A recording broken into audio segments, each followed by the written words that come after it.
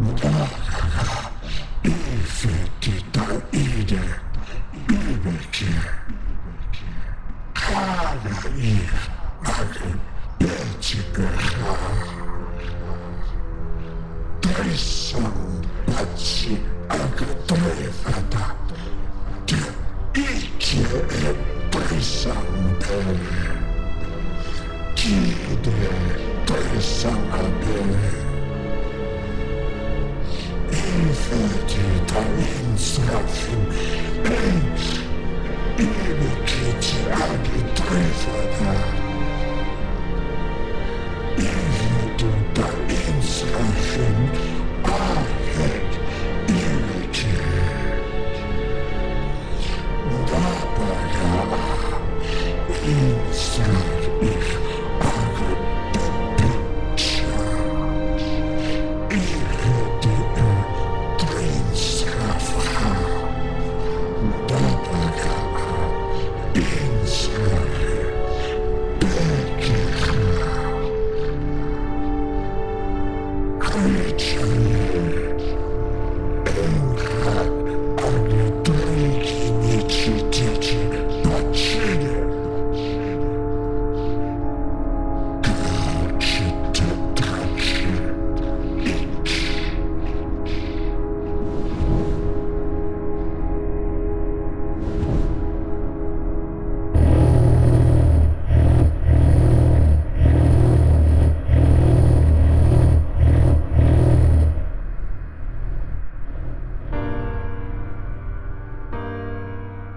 Hi there, I'm George Corley, the host of the Conlangery podcast and the creator of Tongues and Runes, here to present the first Tongues and Runes language, Ndăkaga, the voice of the dragons. I've created Ndăkaga as a language that you can drop into a D&D campaign to use as the Draconic language there. I'm also working on a set of spell incantations for wizards and sorcerers and warlocks in Dungeons and Dragons, or the sorcerers and wizards in Pathfinder, so that you can use those incantations in your games. As our dragon friend pointed out, the name Ndăkaga was coined by a humanoid wizard at some point, a reduction of the phrase Ndăkaga, Ndăkaga if, the language of winged dragons. Though dragons typically just call it Kaga if, which translates as the voice or the language. I don't know the exact circumstances of this coinage, but if it's important to your world, I'm sure you can turn up which wizard first screwed it up. Ndăkaga has a fairly straightforward phonology. It distinguishes between plain and aspirated stops being stops that are pronounced with an extra puff of air, like the T in tape, versus the T in stop, which is not aspirated. Borrowing a convention from Hanyu Pinyin, I romanized the plain stops with B, D, and G, and the aspirated ones with P, T, and K. There are also a series of alveopalatals or palatals, both together, that come from historical palatalized consonants, and a trilled R, R, though it's often a tap in clusters. Probably the most notable thing about the consonants is the phonotactics, since Ndăkaga does allow a nasal before an obstruent at the beginning of a syllable, as long as the nasal has the same place of articulation. So, b as in big and k as in nkre are allowed, but not mg or ngba. The most striking feature of the phonology is that there are no rounded vowels. Human languages tend to have lip rounding in the back vowels u and o, though there are some exceptions. But dragons can't pronounce this rounding, at least not in dragon form, since their lips are not flexible like a mammal's. They can't go like ooh, ooh. So instead, they have and Some humanoid wizards might choose to pronounce these as U and O if U and are not in their native language, since there is no distinction to worry about, but dragons will always pronounce U and unrounded. All told, there are 8 vowels in Ndăkaga. I, e, u, and a. These are organized into a vowel harmony system as soft and hard vowels. I, u, and are hard vowels. I, and are soft vowels. And a is special, as in some words, it is purely a soft vowel, but in others, it is transparent to hardness and softness. This behavior is because there are actually 2 ahs. The transparent ah was the original ah in Proto-Reptilian and didn't participate in vowel harmony then. The soft ah developed later as the Proto-Reptilian schwa shifted downward and the high central I shifted down to take its place. This vowel shift also resulted in the unusual pattern of harmony in the non-front vowels. Whereas the front vowels clearly show what linguists call ATR or advanced tongue root harmony, pairing tense E with lax I and tense E with lax I. The back vowels have lax variants that are more central and are also shifted downwards. So is paired with and is paired with a. Apart from the neutral a root may only have hard or soft vowels. Vowel harmony then spreads out from the stem. So a hard stem will have hard affixes, and a soft stem will have soft affixes. So the verb bre, walk, takes the first person singular prefix gu to make gubre, I walk. But nsrig, fall, instead takes ga with a schwa to make gunsrig, I fall. Here are 2 noun paradigms to help demonstrate the hard and soft forms. The noun ade, a soft root due to the vowel I, has the forms ade, adede, adebe, adea, adean, and adee. The noun aji, a hard root due to the vowel E, has the forms aji, ajidi, ajibe, aji ajiind, and ajae.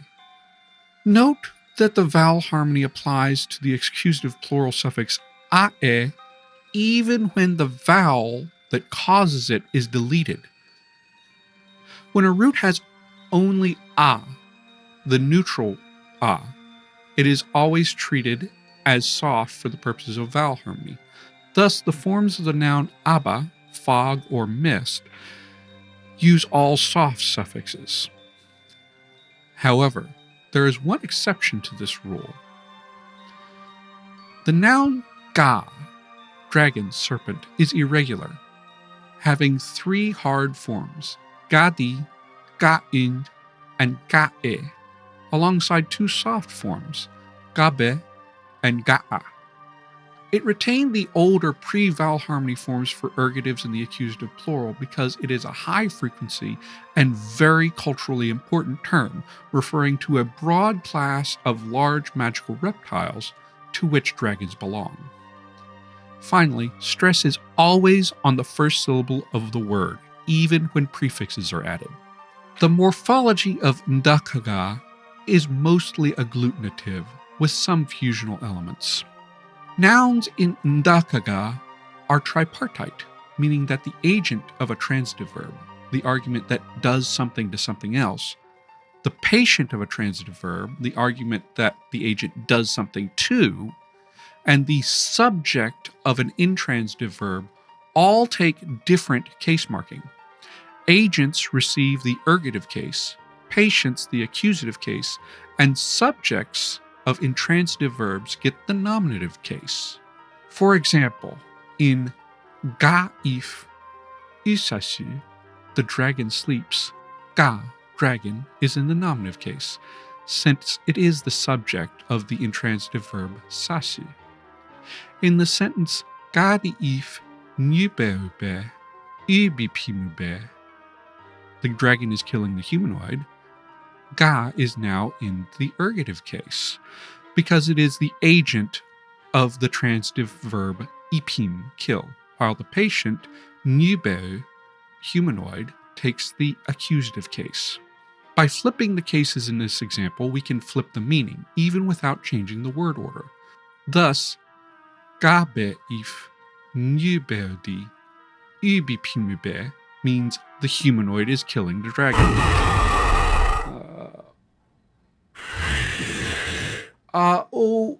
Sorry.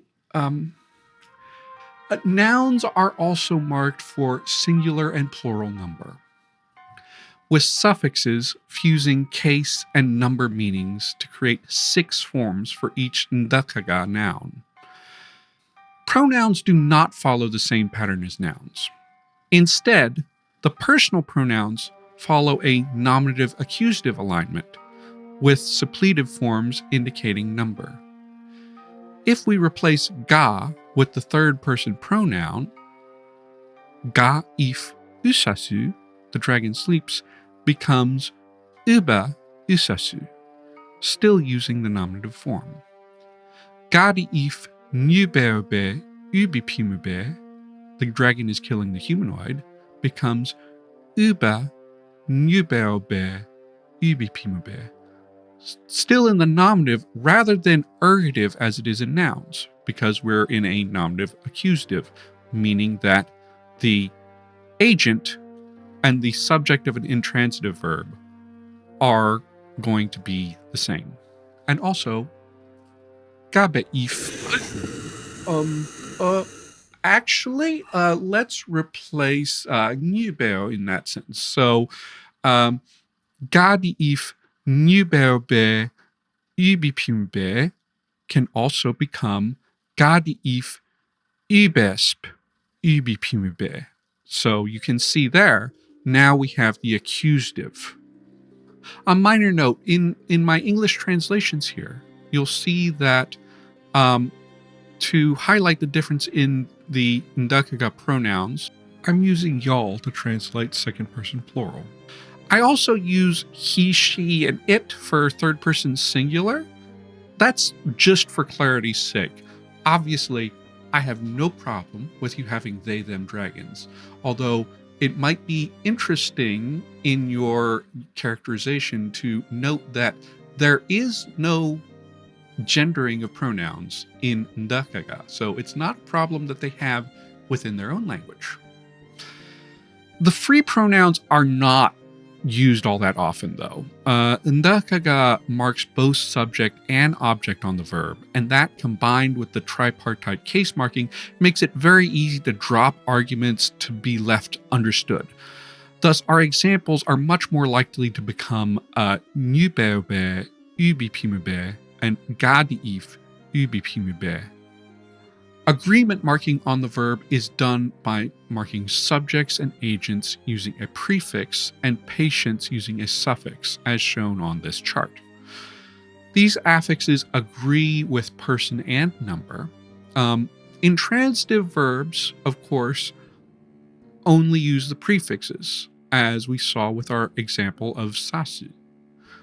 Usasu means he sleeps, or she sleeps, or it sleeps, while gusasu means I sleep. Transitive verbs use both the prefixes and the suffixes, of course.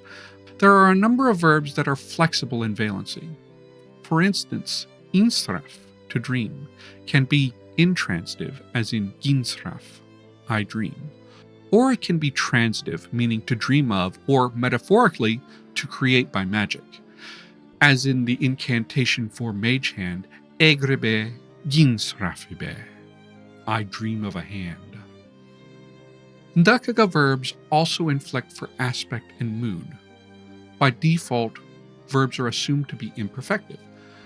meaning that we are looking at the action of a verb as a continuous process. We're not concerned about the endpoints. For example, Gadi if badafbe achitabe. The dragon was eating meat. If the verb is marked with the perfective suffix cha, this means it's being viewed as a specific, complete event. This can be an event in the future or the past, though there is a bias toward the past. So, Gadi if badafbe achitabecha. The dragon ate or will eat meat, but talking about it as a specific event. The above sentence isn't really different in terms of what happens. It's simply talking about the eating of the meat as a completed action. Often the best way of seeing the difference between perfective and imperfective is to have an example of a perfective verb interrupting the action of the imperfective. So, for example, ga if akadranya badafbe achtabacha. So, as the dragon flew, she or he ate the meat. In this sentence, the first clause, ga if akadra, is imperfective. The nya is just to mark it as a simultaneous action, which I'll get back to later.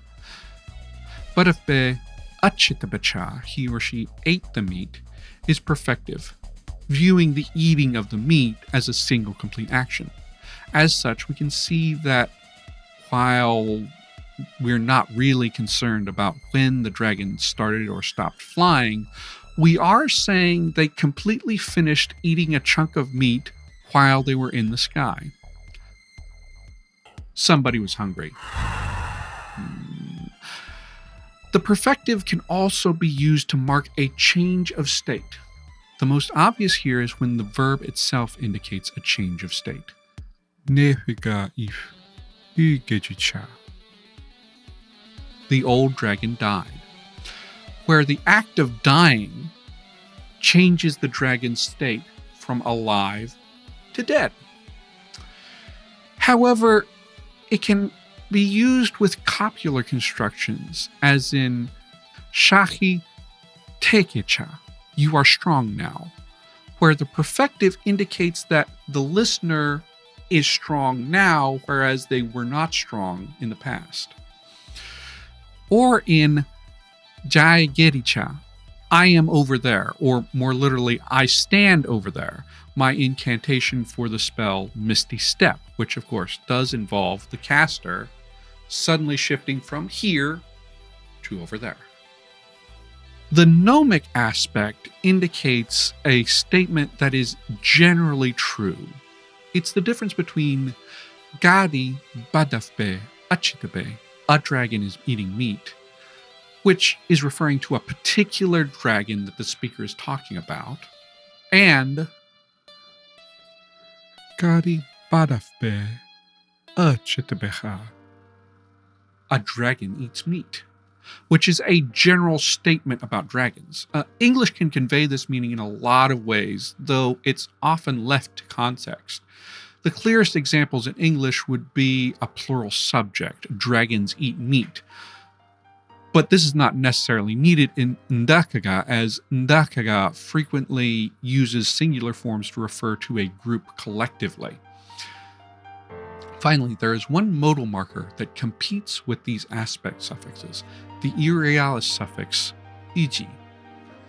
The irrealis indicates an action that is not actually realized, something that the speaker imagines could happen, but hasn't happened.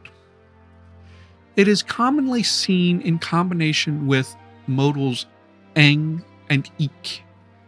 These two modals are very broad. Eng covers meanings related to a potential action, including many cases where we would translate with can or may, as in gichitiji eng, I can see you. Ik has a core meaning referring to obligation, covering many meanings of English should and must, as in Empaif ba akadraji ik. I must fly to the lair. Though it can also be used simply to indicate the certainty of a future action, similar to some uses of English will, as it does when our dragon friend said, Gachitadrache ik. Other than being used with the modals, the Irialis can simply be used by itself to indicate something that hasn't happened. We can see this in the monologue. He says, Dresan baji agdrefada te ikeeb dresan be. You think you know us, but you do not know us. Above, our dragon friend does explicitly state that the humanoid belief that they know dragons is false. But the statement doesn't have to be outright false to take the Irialis. For example, Enchad agudrikin ichiduji bachide. Y'all don't try to show me y'all's power. In the above sentence, the action of showing your power hasn't been realized, but it could have been theoretically. The whole clause, Enchad agudriginichiduji, is a subordinate clause under the main verb ide with a prohibitive. So the dragon is telling their interlocutor not to attempt to show their power. Possibly good advice. And that brings us to the imperative and the prohibitive, which work differently from the other moods in how they are expressed. Both moods involve a prefix that replaces the agreement prefix.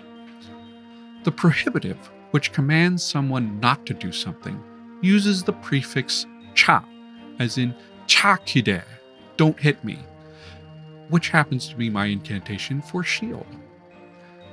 The prefix doesn't vary for number. The imperative has two forms. If giving a command to one individual, the prefix ka is used, as in kadra, fly. And gri is used when giving a command to more than one individual, as in gridra. Returning to the modals, they can also be used with the perfective aspect. This indicates greater certainty of the action, usually indicating that the action has already been performed. Take the following examples. In Gadi if Nubelbe Ubipimuji Eng, the dragon is able to kill a humanoid. The dragon is capable of killing a humanoid, but it's not a given that they're going to do so. However, in Gadi if Nubelbe Ubipimcha Eng, the implication is very much here that the dragon did try and succeed in killing a humanoid. In Ga if Usasuji ik. the dragon must sleep. A dragon requires sleep. They're very sleepy. They're exhausted. They want to go to sleep. But in Ga if Usasucha ik. it's not just that they had to go to sleep, but they did also go to sleep. It's that they were exhausted, they were sleepy, and they fell asleep. Verbs are also marked with a set of directional prefixes to indicate motion. There are 4 of these markers: the itive, ki, indicating motion away from the speaker, the ventive, pem, indicating motion toward the speaker, the upward motion marker, chi, and the downward motion marker, ap. When used with a verb of motion, these markers indicate the direction of motion. So if I use no marker, as in ga if abadra, the dragon flies, there's no direction indicated.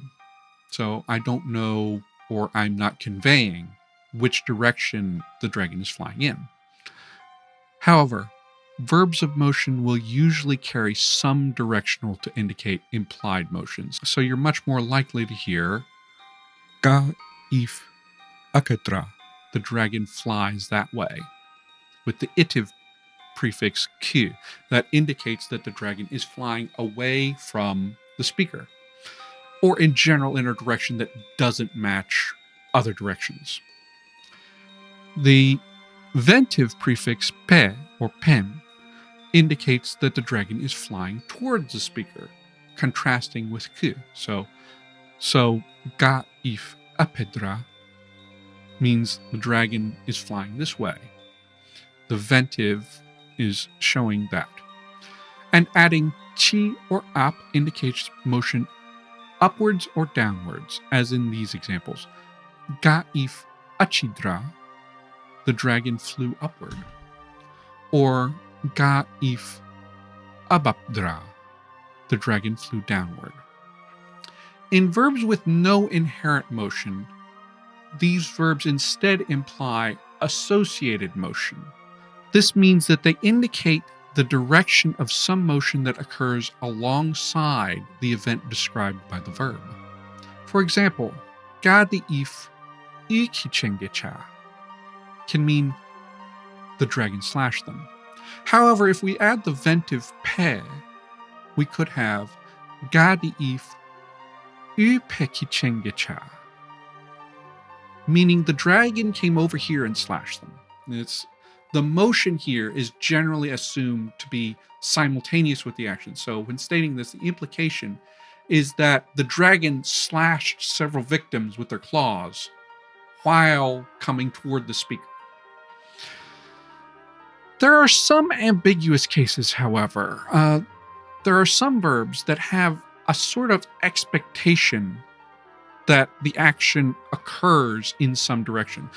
For instance, ape, to spit, especially when it's used to refer to using a breath weapon, implies that it's being directed somewhere. As such, when directionals are applied to this verb, it may indicate either direction or associated motion. Thus, gadi if ipibe achapabecha, which uses the upward directional chi, could mean the dragon breathes fire upward, like pointing his head upward, breathing fire this way. Or it can mean the dragon went upward or breathes fire while going upward, while rising. Finally, verbs in Ndăkaga have two participle forms, active and passive. The active participle, formed by adding a or u to the verb root, indicates someone or something that does the action of the verb, while the passive participle, ending in fa or f, indicates that it receives the action of the verb as a patient. These participles may be used like adjectives or nouns. For example, we could say Draconic means flying dragon, but we could also go with just Dra'a, meaning flying one, as in Dra'aif, ipibe bespa, abapapabe. The flying one spit fire down upon us. When used as nouns this way, participles don't get case inflections like nouns do. So the information has to be inferred from indexing on the verb and context. There are also some participles that have gained specialized meanings. For example, apifa, spit or shot, can mean missile or projectile. Sheda'a, In pushing can mean intruder or invader. Adjectives themselves are quite simple. The only inflection they have is a comparative form, which may be egg, which attaches to adjectives that imply an inherent property, as in ube, smooth, becoming ubeg, smoother, or adjectives that cause a sensation, taking id, as in ifi, itchy, becoming ifud, itchier. Not all adjectives take these comparative suffixes. Derived adjectives tend to instead form the comparative with a modifier chag. For example, buffke, spongy, which derives from buff, lung, becomes chag buffke, more spongy. A wide range of spatial and grammatical relationships are expressed through a set of postpositions. Here's a map of the spatial postpositions. The balls here indicate a noun modified by a postpositional phrase, while the cubes indicate the object of a postposition. Places where the ball is touching the face of a reference object are highlighted by coloring the face it touches with yellow, and red faces on cubes indicate where they face relative to each other.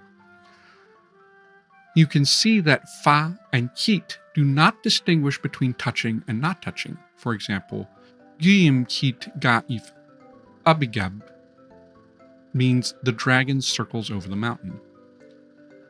But the same postposition would also be used for Guyim kit gaif ubidi. the dragon stands on top of the mountain. However, with front and back, there is a distinction. For instance, ga ja gedi means I stood in front of a dragon. but if I wanted to indicate I was touching or leaning against the front of the dragon, I would instead say ga jenge gedi. I also have separate postpositions for objects facing each other horizontally or vertically. So ga'if apu opu means the dragons faced each other, only if they were facing each other horizontally. If one is above the other and they face each other, it is ga'if apukit opu. In addition to these, we have 4 grammatical postpositions. Da, the genitive, as in Nefigaif da empaif. the lair of the old dragon. Ba, the dative benefactive, which also simply means to or toward in the spatial sense. Nyade, the comminative, which also doubles as a conjunction for and for noun phrases, though the difference can be distinguished by verb agreement.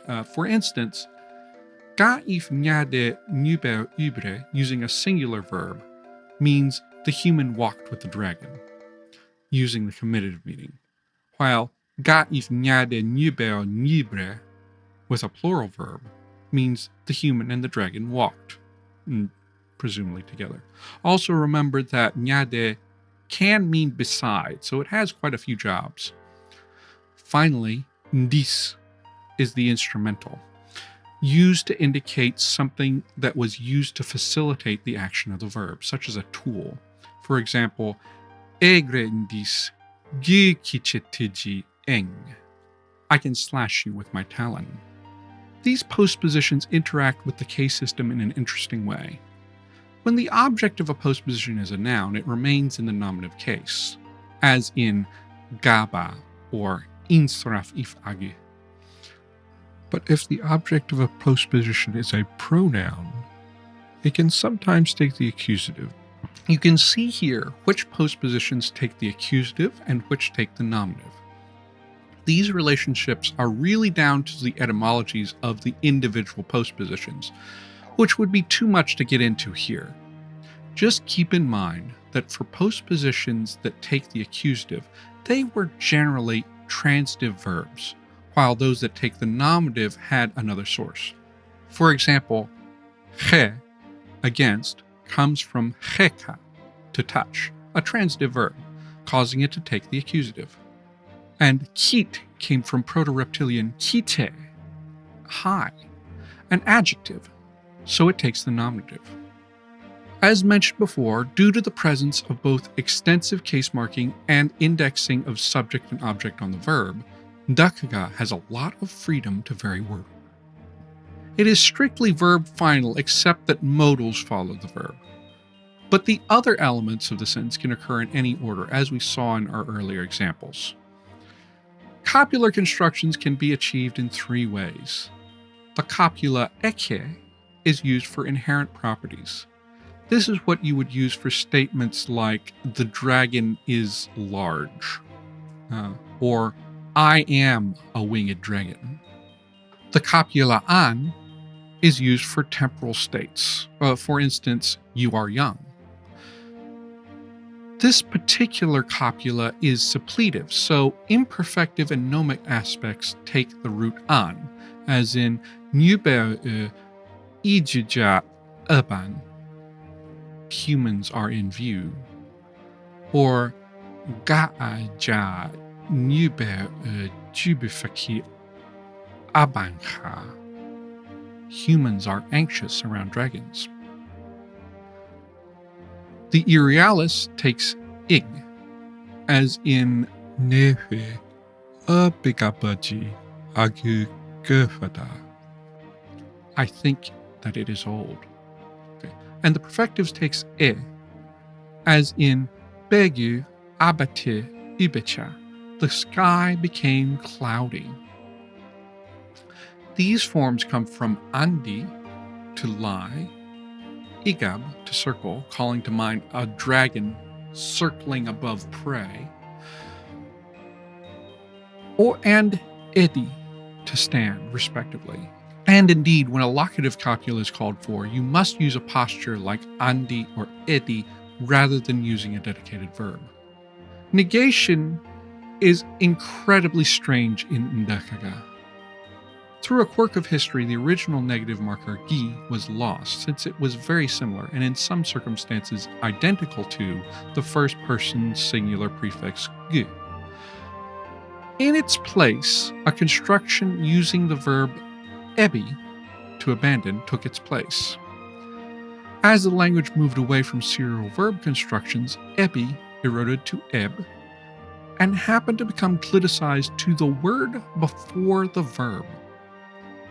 It is always unstressed, and there can be a glottal stop inserted if the previous word ends in a vowel, and it participates in vowel harmony, taking the hard or soft value from the preceding word. Gadif badafbe'ib achitabe. The dragon doesn't eat meat. Badafbe gadaifeb achitabe. The dragon doesn't eat meat again. It also can no longer occur on its own, requiring a word to latch onto. Hence, ib gachitabe is ungrammatical. Instead, if there is no previous word to attach to, something is added to act as a host for ib. This will typically be some kind of adjective, and the most common is ike, small, little, as in ikeib gachitabe. I am not eating it. Literally, I am not eating a little bit.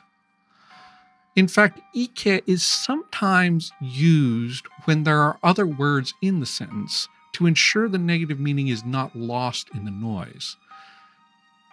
This is in the process of grammaticalizing and may become a full-fledged new negative particle in descendants of Ndăkaga. The older gi prefix still survives in the negation of modals and as a derivational prefix on adjectives and participles, similar to uses of non or un in English. For example, gichifu, invisible or unseen. Relative clauses are internally headed with a resumptive pronoun. That is, the subject of the relative clause remains inside the relative clause, but there is a pronoun that takes its place in the main clause.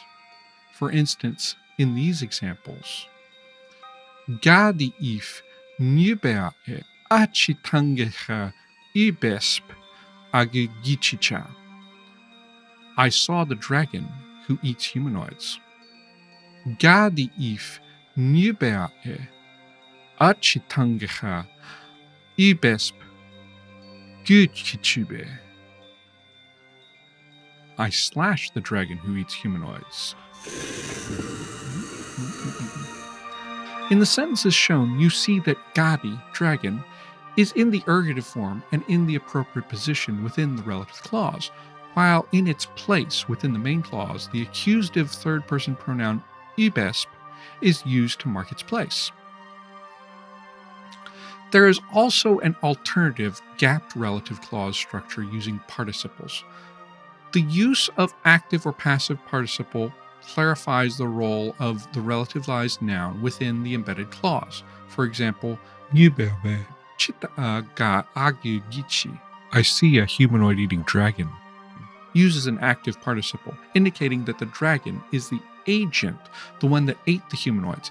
However, in Gadi Chitafa Nubeo Agigichicha, I saw a dragon-eaten humanoid. the passive participle is used, since Nubeo would be the patient of the embedded clause.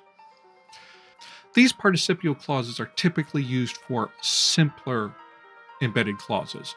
If you're going to have something that's relatively complex, usually you're going to use the internally headed version. For subordinate clauses, the full sentence is generally just placed within the place where the constituent would go, without any complementizer. For example, Badavbe if achitabaji kit gafada. I think he ate the meat. Guda agu ibichicha akadrasha. When he saw me, he flew away. By default, the subordinate clause action is assumed to occur before the main clause action, where it makes sense to have a time sequence. But if the suffix nya is added to the subordinated verb, the two actions are simultaneous.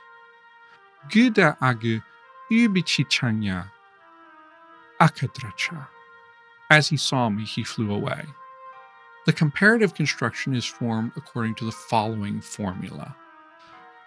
For example, Afig Nubelbe Ndapagadi Geek Chagingaha.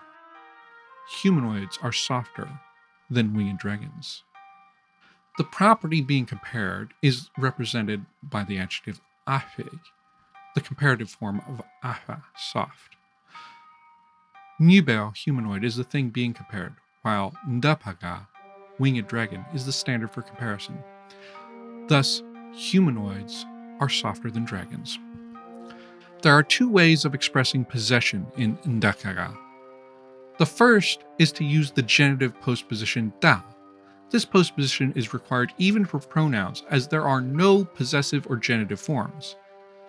Gaif da impaif, the dragon's lair. Guda da impaif, my lair. Predicative possession, as in I have a lair, is expressed using the postposition ba with the temporal state copula an. Ndăkaga if ba impa aban. The dragon has a lair. I am not done with Ndăkaga by a long shot. No conlang is ever complete. I'm sure many issues will come up as I continue to create incantations and other material. I plan on dedicated videos to how I write spell incantations and on the special roaring register that I developed with the help of Logan Kersley. Yes, you can have your dragons roar in Ndăkaga. I hope you subscribe and stick around for that. But for the live streams, I'm moving on. I may return to the language here and there, between seasons or for specials, but it's time for me to work on the next spellcasting language, which has already been chosen by my patrons. It's a language of secrets and conspiracies, but also a language known to the trees and the birds. The speakers are enigmatic and mercurial, and you will never know if you've said exactly the right thing. But the magic that comes from this language is the magic of the earth itself. Join me this Friday at 3:30 p.m. Central Time as I begin Sylvan, the language of the Fae. Thank you so much for watching. There's a lot more where this came from, and there's going to be more videos because there's things I just couldn't fit in this, but if you want to see more of that, hit the subscribe. And if you want to support it, go to my Patreon. Here are the names of some people who have supported this work.